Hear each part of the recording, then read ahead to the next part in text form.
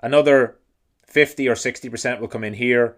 And the very last phase is where the super latecomers enter and the people from phase 2 have made some money, but then it's a question about who keeps it.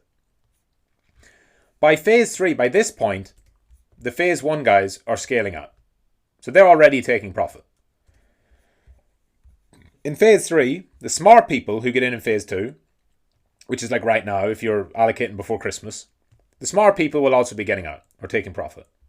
And then phase 3, the reason why people miss the top is because not everything tops at the exact same time. And you have many false tops along the way. You have stuff that looks like a top, like this, and then it goes to new highs. And then it tops. And so somebody's long from here, and it goes all the way up, and it has a sharp drop. Now, oh my God, it's over, and they sell here. Then it goes to new highs, and they FOMO back in. Your job is not to sell there, and not to FOMO back in there. That's all you have to do. Is don't think that because it keeps making new highs, that it's suddenly got like many, many months or years left to go. The euphoria and top phase will also be accompanied by a general acceptance that this time is different. And that's not like us saying, crypto people are saying this time is different, because it is. This cycle is different because every cycle is slightly different. This cycle is super different in terms of Bitcoin. And Bitcoin is genuinely at a once in its lifetime opportunity. This will never happen again for Bitcoin. This is Bitcoin's last adoption phase. So for the last 16 years, Bitcoin has gone from being, drug dealer money and fucking just weirdos and super cracked out devs and people who are like into super hardcore libertarians and people that believe in it, all the way through to some retail and some newer people understanding it and some early adopters from institutions and from Wall Street. And then all the way through to 2021 where Bitcoin went mainstream, but people lost a bunch of money because they bought too late.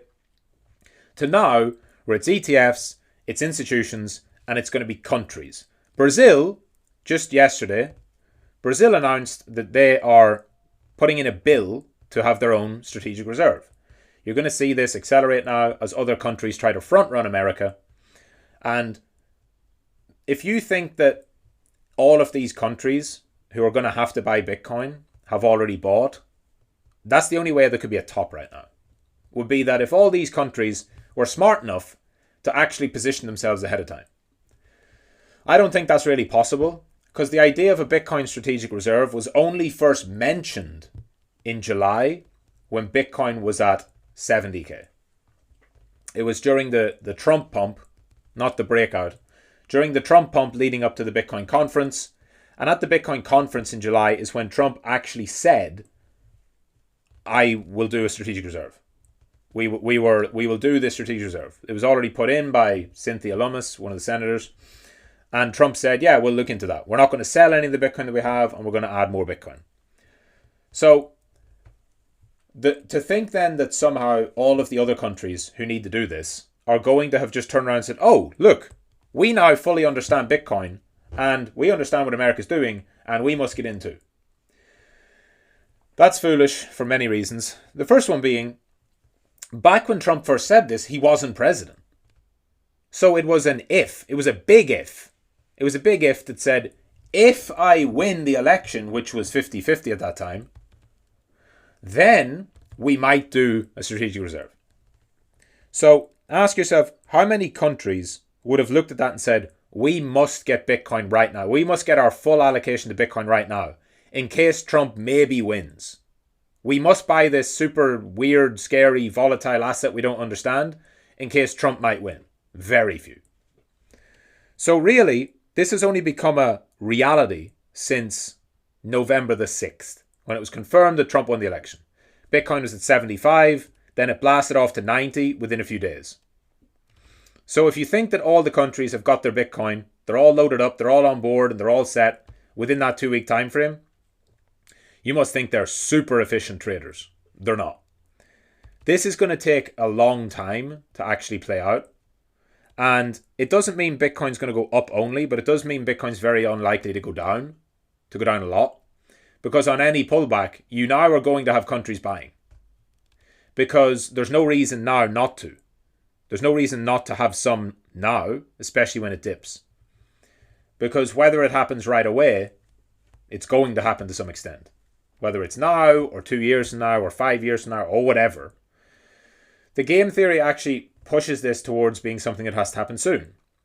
Because now you can say, all right, well, we'll wait and see. We'll wait 2 years and see, does Trump actually keep his promise? But then what if Bitcoin's 200k? If Bitcoin's already 200k then, and you've waited 2 years, are you then going to start buying your Bitcoin for your country's reserve? Right now, officially, only El Salvador and Bhutan are the only 2 nations that have any crypto, any Bitcoin, publicly disclosed. So you're going to see this accelerate, and if it's not the Bitcoin top, it's not the meme coin top, and it's obviously not the overall market top. And the mass inflows of new money are coming straight into Bitcoin. And then the flow through effect. People also try to say, oh, there's not going to be an alt season this time because it's just Bitcoin and it's just countries and blah, blah, blah. That's nonsense, because whenever Bitcoin pumps and whenever Bitcoin goes up, people want to take risk on other assets. They're always going to want to.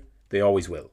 You may not see as much altcoin outperformance as like a full market outperformance of altcoins, like we would have seen in the past.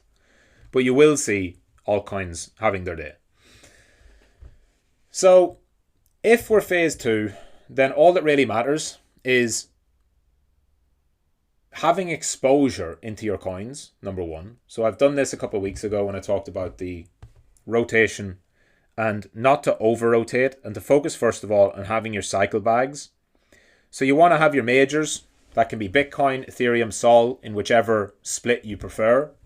And then some exposure to altcoins. That'll be based on a narrative. It'll be some meme coins. It'll be some utility coins, whatever you want.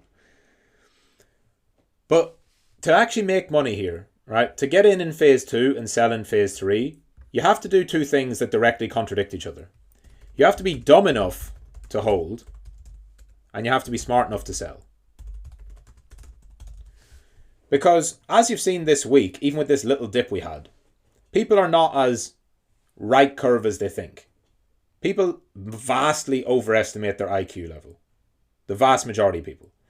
Given the fact that IQ is a bell curve and that 70% of people fall somewhere in the middle, that's just statistically a fact. Most people like to think that they're smarter than average, and nobody likes to think that they're dumb. So why do you think people keep making the same mistakes over and over in markets and in life? It's because they overestimate their own capabilities. So the really dumb people tend to do well because they're dumb enough to just hold. They will just truly diamond hands. That doesn't mean they're going to sell though, because you have to be smart enough to actually sell. And this is a very difficult thing to do for people because they make a coin their entire identity. And the only coin that's ever been a good idea to do is Bitcoin. If you made Bitcoin your entire identity at any point in the 2010s, you've crushed it. If you made Ripple or Hex or fucking Cardano or any Chainlink, any of these cults from previous cycles, if you made that your whole identity, you're wrecked. Just go and look at the charts relative to Bitcoin. And if that's true, that you have to be dumb enough to hold, which means you have to watch it go up a lot and have a big dip and not panic and sell, but then you have to be smart enough to know that you should sell at some point. Those are 2 directly contradicting frames of thought and decisions to make. So the reason why people fuck themselves up with rotations is they try and do this 100 times in a bull market. If you're smart, you will do this once, which is what I'm saying. If you're in phase 1, you just buy fucking anything and just hold it for 2 years. This is like if you buy stuff in 2023.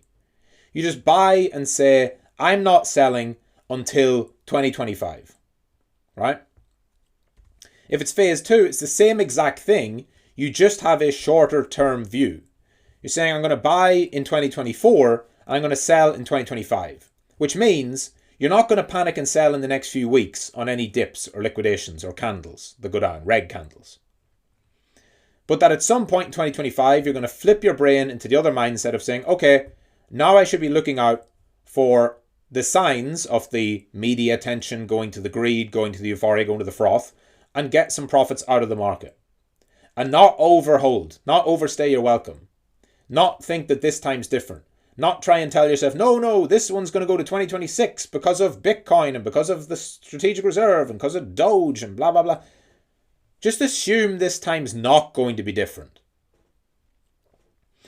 And if you're doing this with individual alts and you're trying to rotate between the crypto AI narrative, AI infrastructure, AI meme coins, AI agents, creator coins, celebrity meme coins, layer 1s, layer 2s, real world assets, utility stuff like SUI and Aptos and these new L1s and this move narrative and parallelized EVM and restaking and so on and so on and so on.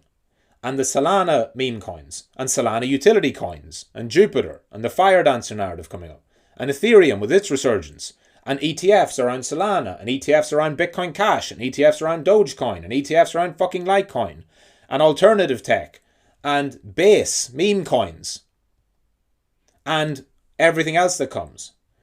If you think that you can do that for all of these coins and all of these and TikTok memes like Chill Guy and whatever comes next, if you think you're going to do that, that means you have to be dumb enough to hold and smart enough to sell 12 times, 20 times, 30 times. So it's super difficult to do that because the way that capital rotates through this market is faster and faster and faster every time. The rotations in crypto are happening faster now than they ever have. It punishes mid-curve people. Because people who like to think about things before they act and people who are late to narratives, right? They're not on top of things. They're not early adopters. If you've never been an early adopter in your life, don't assume you're going to be one right now. Because you're not. 2024 is not early adoption for any of this. People will try and sell you snake oil and say, no, you can be super early to the crypto AI meta. Okay, but it's not going to escape the market cycle. So it can do really well for the next year, but it's then going to get crushed in a bear market like everything else will.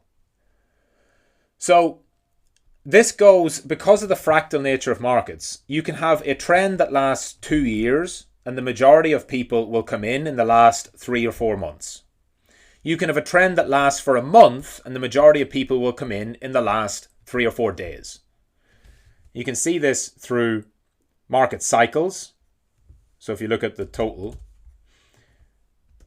chart from last cycle looks pretty much like that chart I mentioned, right? The total chart from last cycle has the exact same structure and shape as what we're seeing repeating again and what we'll see time and time and time again. You have the stealth phase, the awareness phase, the mania phase, and then the blow-off phase. Most people come in somewhere around here. They're the late entrants. They're the ones who come in when it's greed, delusion, new paradigm, denial, return to normal.